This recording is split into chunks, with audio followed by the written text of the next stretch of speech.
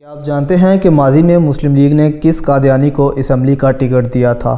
جب بھٹو صاحب نے 1974 میں مرزائیوں کو غیر مسلم اقلیت قرار دیا تو اس موقع پر پروفیسر عبدالسلام نے پاکستان کو کیا گالی دی تھی؟ پاکستان کے قادیانی وزیر خارجہ نے قائد اعظم کا جنازہ کیوں نہیں پڑھا تھا؟ کیا واقعی جنرل ضیاء نے قادیانیوں کو سب سے اچھا مسلمان کہا تھا؟ نواز شریف سے لے کر عمران خان تک کس کس حکمران پر قادیانیت کی پشت پناہی کے الزامات لگتے رہے ہیں؟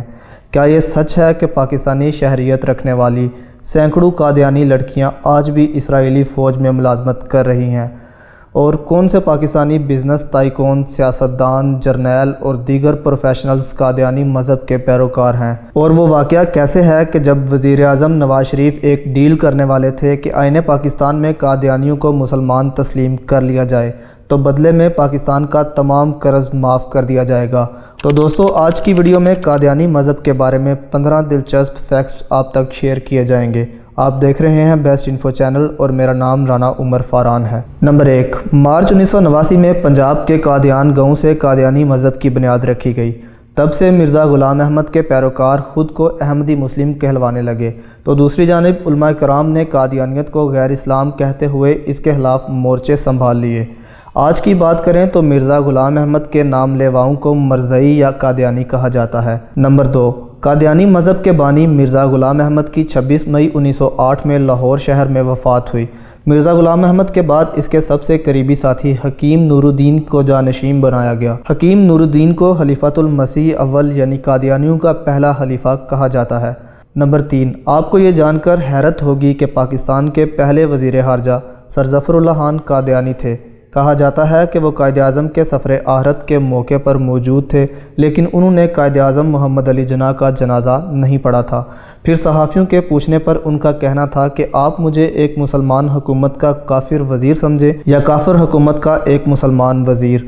واضح رہے کہ وہ صدر ایوب خان کے دور میں اقوام متحدہ کی اسمبلی کے صدر بھی رہے۔ نمبر 4، ماضی میں قادیانی لیڈرشپ کی جانب سے یہ اعلان آیا تھا کہ 1952 کا سال گزرنے نہ پائے، اس سے پہلے ہی صوبہ بلوچستان کو احمدی بنا لو، تو اس کے جواب میں سید عطا اللہ شاہ بہاری کے وہ جملے ریکارڈ ہیں جب انہوں نے مرزا بشیر کو مخاطب کرتے ہوئے کہا کہ مرزا 1952 کا سال تمہارا ہے اور 1953 کا سال ہمارا۔ نمبر 5، سید عطا اللہ شاہ بہاری نے 22 جنوری 1953 کو وزیر اعظم پاکستان خواجہ ناظم الدین کے ساتھ ہونے والے مذاکرات میں ان کا منت ترلا کرتے رہے کہ کسی طرح سے قادیانی کو غیر اسلامی قرار دیا جائے۔ جواب میں تہجد گزار وزیر اعظم الحاج خواجہ ناظم الدین کا کہنا تھا کہ اس وقت ملک میں غذائی قلت ہے، اگر میں تمہارے مطالبات تسلیم کر لیتا ہوں تو ہمیں گندم کا ایک دانہ تک نہیں ملے گا۔ ایک بار موچی گیٹ لاہور کے جلسے میں سید عطا اللہ شاہ بہاری نے اپنی ٹوپی اتار کے کہا تھا، خواجہ یہ میری ٹوپی آج تک کسی کے آگے نہیں جھکی، یہ میں اپنی ٹوپی تیرے قدموں میں رکھتا ہوں، خواجہ میں تیرے کتے بھی نہلاؤں گا، بس تم میرے آقا میرے سائیں کی عزت بچا لے۔ نمبر 6، سال 1953 میں وطن عزیز فسادات کی زد میں تھا۔ 1953 کی ختم نبوت کے دوران 6 مارچ کو صرف لاہور کی حد تک مارشل لا نافذ کر دیا گیا اور میجر جنرل اعظم خان کو کمانڈ سونپ دی گئی۔ یہ مارشل لا 70 دنوں تک نافذ العمل رہا۔ ہزاروں کی تعداد میں کارکنان کو لاہور کے شاہی قلعے میں قید کر دیا گیا۔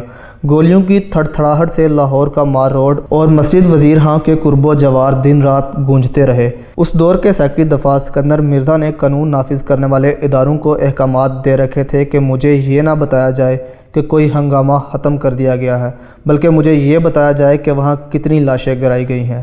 نمبر 7، پاکستان میں قادیانی ایشو ایک بار پھر سے 1974 میں ہائی لائٹ ہوا اور پھر وزیر اعظم ذوالفقار علی بھٹو نے قومی اسمبلی میں کئی روز کی بحث کے بعد 7 ستمبر 1974 کے روز آئین پاکستان میں قادیانیوں کو دائرہ اسلام سے خارج قرار دے دیا۔ اس روز ڈاکٹر عبدالسلام نے اپنی ڈائری میں لکھا، ڈکلیئرڈ نان مسلم can not cope. Doctor Abdus Salam نے ایک مرتبہ کہا تھا کہ میرے پاس 2 راستے تھے، یا فزکس چھوڑ دوں یا پاکستان، میں نے دکھی دل کے ساتھ پاکستان چھوڑ دیا۔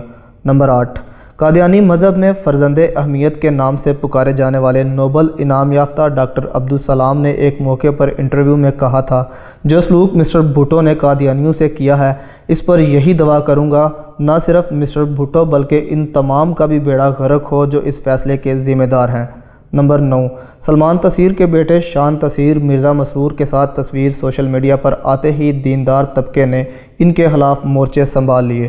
آپ کو یاد ہوگا کہ اس موقع پر شان تاثیر نے جلتی پر تیل چھڑکتے ہوئے یہ پوسٹ کی تھی کہ خلافت احمدیہ زندہ باد، ایک قوم، ایک خون، ایک پاکستان۔ نمبر 10، آپ کے علم میں ہوگا کہ عالمی سپر پاور امریکہ کے صدر سے ملنے کے لیے ہمارے وزیر اعظم گھنٹوں انتظار کرتے ہیں، لیکن آج سے چند سال پہلے پاکستانی عوام اس وقت حیرت میں ڈوب گئی جب امریکی صدر ڈونلڈ ٹرمپ کی پاکستانی شہری عبدالشکور سے ملاقات ہوئی۔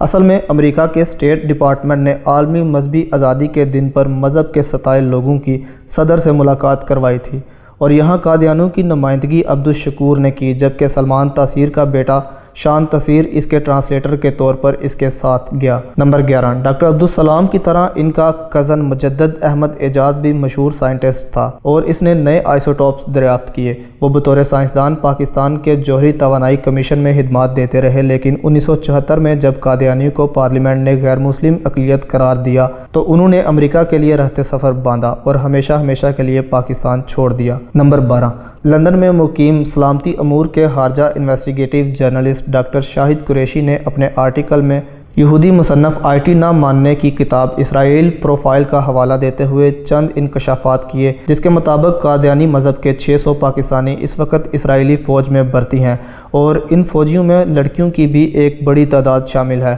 یہودی مصنف کی کتاب میں یہ انکشاف بھی کیا گیا کہ 1999 کی کارگل کی پاک بھارت جنگ کے دوران قادیانیوں نے خفیہ طور پر بھارتی افواج کی مدد کی اور مختلف سورسز سے کروڑوں کی رقم انڈیا کو دی۔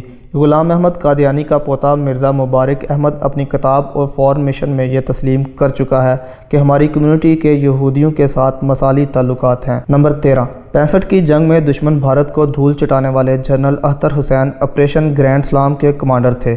65 کی پاک بھارت جنگ میں کشمیر کے محاذ پر انہوں نے دشمن کو مار بھگایا اور پھر پیش قدمی کرتے ہوئے مقبوضہ کشمیر میں چھم کا علاقہ بھی فتح کیا۔ نامور پاکستانی کالم نگار وسط اللہ خان بتاتے ہیں کہ ایک وقت تھا کہ جب قومی نصاب میں 1965 کی جنگ کے باب میں جنرل اختر حسین ملک کی بہادری پر مضمون شامل تھا، لیکن پھر بعد میں اس کا نام نصاب سے اس لیے نکال دیا کیونکہ وہ قادیانی تھا۔ نمبر 14، پاکستان ایئر فورس کے سابق سربراہ ایئر مارشل ظفر چودھری کا تعلق بھی قادیانی مذہب سے تھا۔ وہ 1972 تک PIA کے سربراہ بھی رہے۔ میں امید کرتا ہوں کہ آپ کو میری آج کی ویڈیو پسند آئی ہوگی۔ ملتے ہیں بہت جلد ایک نئی تاریخی، تحقیقی اور معلوماتی ویڈیو کے ساتھ۔ اللہ آپ کا حامی و ناصر ہو۔